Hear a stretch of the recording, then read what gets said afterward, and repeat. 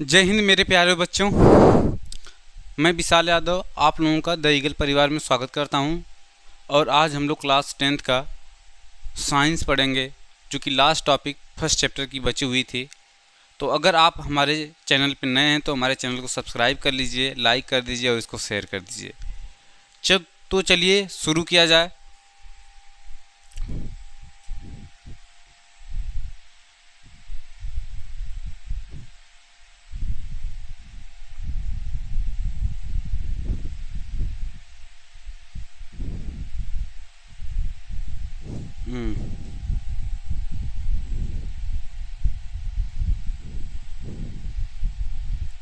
तो चलिए, हमको क्या पढ़ना है?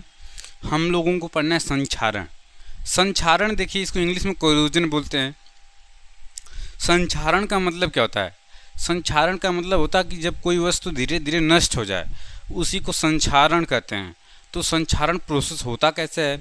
तो देखिए, जो धातु वगैरह होते हैं, जो भी धातु, यह अम्ल और आर्द्रता के उपस्थिति में उनके संपर्क में जैसे ही आते हैं, तो उनके संपर्क में आने पर यह ऑक्सीजन से अभिक्रिया कर लेते हैं और इनका ऑक्सीकरण हो जाता है। क्या हो जाता है? ऑक्सीकरण।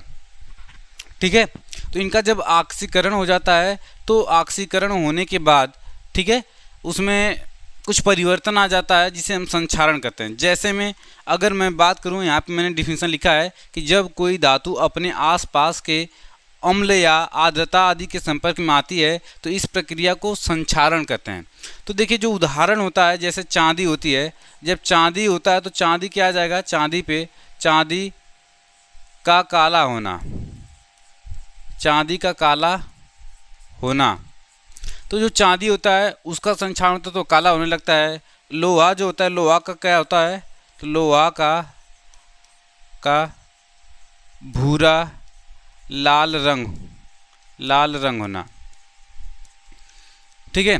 तो जो लोहा होता है लाल रंग का, उसके ऊपर रस्ट, जंग जिसे कहते हैं, जमा रहता है, उसी को संक्षारण कहते हैं। तो जब कोई भी धातु अपने आर्द्रता के संपर्क में आने पर यह ऑक्सीजन से अभिक्रिया कर लेता है और ऑक्सीजन से अभिक्रिया करके ऑक्सीकरण कर लेगा, और इसी प्रोसेस को हम संक्षारण कहते हैं। क्या कहते हैं? संक्षारण। संक्षारण मतलब होता है कि धीरे धीरे नष्ट होना, वह नष्ट होना चालू हो जाता है। जैसे मैं आप लोगों को दिखाऊं तो यहाँ पे लोहा है। क्या है? लोहा। इसे हम फेरस बोलते हैं। क्या बोलेंगे? फेरस। लोहा। तो यह लोहा क्या करता है कि ऑक्सीजन के साथ अभिक्रिया करके, जो ऑक्सीजन यहाँ पे है, ऑक्सीजन के साथ अभिक्रिया करके और जल के मॉलिक्यूल्स के साथ, अब देखिए, लोहे में जब ऑक्सीजन जुड़ता है तो इस प्रोसेस को हम क्या कहते हैं? ऑक्सीकरण कहते हैं। क्या कहते हैं? ऑक्सीकरण। तो लोहे का जब ऑक्सीकरण हो जाता है तो उसका ऑक्साइड का निर्माण होता है। जैसे यहाँ फेरिक ऑक्साइड बना हुआ है, जलयोजित मतलब जल जुड़ा हुआ है साथ में।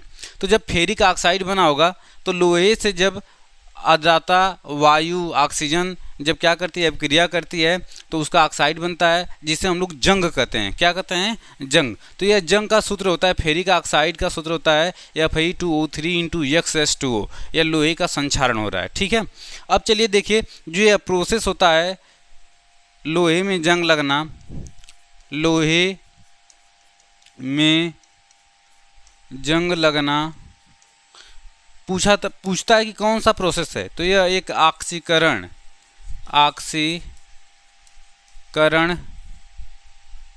अभिक्रिया है। कौन सी अभिक्रिया है? ऑक्सीकरण अभिक्रिया है। तो लोहे में जंग लगना एक ऑक्सीकरण अभिक्रिया है। ठीक है। तो चलिए हम लोग अब आगे चलते हैं लास्ट टॉपिक पे, हमारा विकृत गंधिता, जो कि इस चैप्टर का लास्ट टॉपिक है, रेंसिडिटी।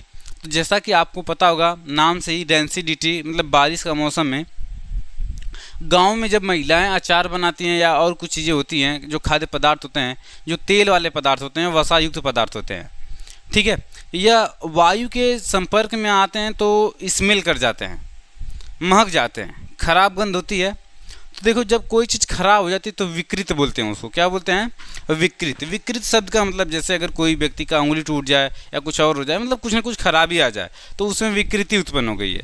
या कोई मूर्ति टूट जाए, उसको बोलेंगे विकृत हो गई, खंडित हो गई। तो वहाँ पे अब विकृत मतलब होता है जब आकार रूप वगैरह बिगड़ जाना।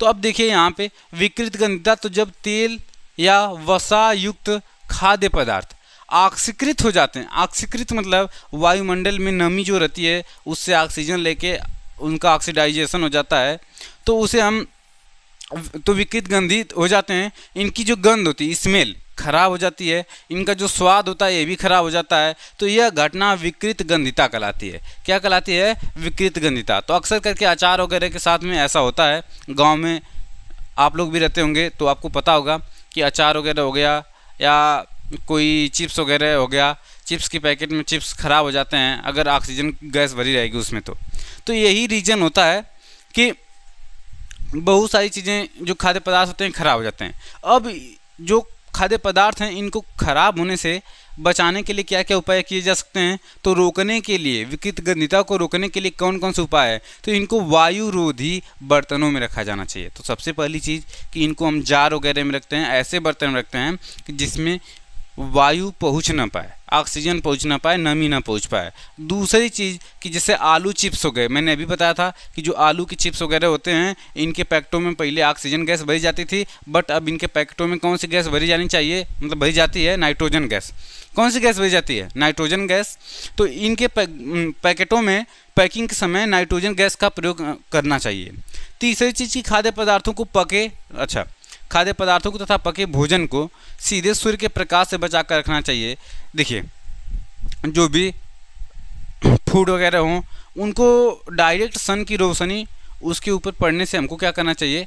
बचाना चाहिए। ठीक है, तो हम लोगों का जो चैप्टर है यहीं पे समाप्त होता है और इस चैप्टर का एक्सरसाइज मैं आगे के दिनों में कराऊंगा। तो जय हिंद, जय भारत। तब तक के लिए धन्यवाद। मिलेंगे हम लोग नए एपिसोड में।